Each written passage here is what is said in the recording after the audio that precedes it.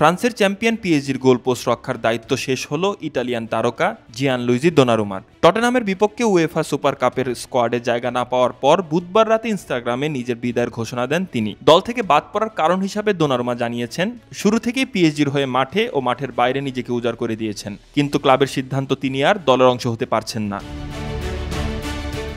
নিজের আবেগঘন পোস্টেই গোলরক্ষক লিখেছেন, প্রথম দিন থেকে প্যারিসের গোলপোস্ট রক্ষায় সর্বোচ্চ দিয়েছি, কিন্তু কেউ একজন সিদ্ধান্ত নিয়েছে আমি আর দলের অংশ হব না, এতে আমি হতাশ ও বেদনাহত। আর দোনারুমার সিদ্ধান্তের জন্য শতভাগ দায় স্বীকার করেছেন কোচ লুইস এনরিকে। তার ভাষায়, দোনারুমা বিশ্বের সেরা গোলরক্ষকদের একজন হলেও দলে বর্তমানে যে ধরনের প্রোফাইলের গোলকিপার প্রয়োজন সেই চাহিদার জন্যই এই সিদ্ধান্ত নেওয়া হয়েছে।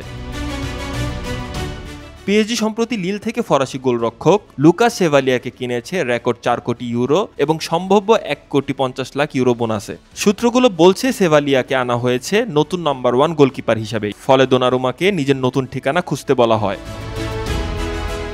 তবে দল ছাড়ার আগে মূল কারণ যে শুধু সেভালিয়াকে খেলানো এমনটাও নয়। ঘটনার গভীরে গেলে জানা যায় 26 বছর বয়সী দোনারুমার সঙ্গে পিএসজির চুক্তির মেয়াদ শেষ হতে আর মাত্র 1 বছর বাকি। তিনি নতুন করে ক্লাবের সঙ্গে চুক্তি নবায়ন করতে চাইলেও বেতন নিয়ে সমঝোতা হয়নি। মাসে 8,50,000 ইউরো বেতন পাওয়া ইতালিয়ান আরও বেশি পারিশ্রমিক দাবি করেছিলেন, কিন্তু সেই দাবিতে বাদ সাজে পিএসজির ক্লাব কর্তৃপক্ষ। ক্লাবের অনেক সূত্র বলছে দল ছাড়ার কারণ মূলত এটাই।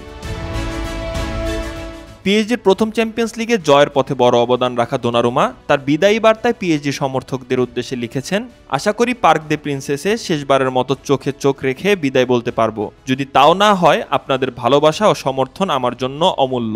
এই জাদুকরী রাতগুলো আমি সবসময় মনে রাখবো। তার সতীর্থদের উদ্দেশ্যে তিনি বলেছেন, তোমরা আমার দ্বিতীয় পরিবার। প্রতিটি লড়াই, প্রতিটি হাসি, প্রতিটি মুহূর্তের জন্য ধন্যবাদ। এই শহরে থাকা এবং এই ক্লাবের হয়ে খেলা ছিল বিরাট সম্মান।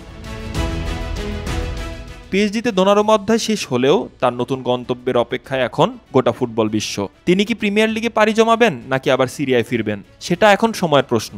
তবে ধারণা করা হচ্ছে প্রিমিয়ার লিগের চেলসি কিংবা ম্যানচেস্টার ইউনাইটেডই হতে পারে তার নতুন গন্তব্য।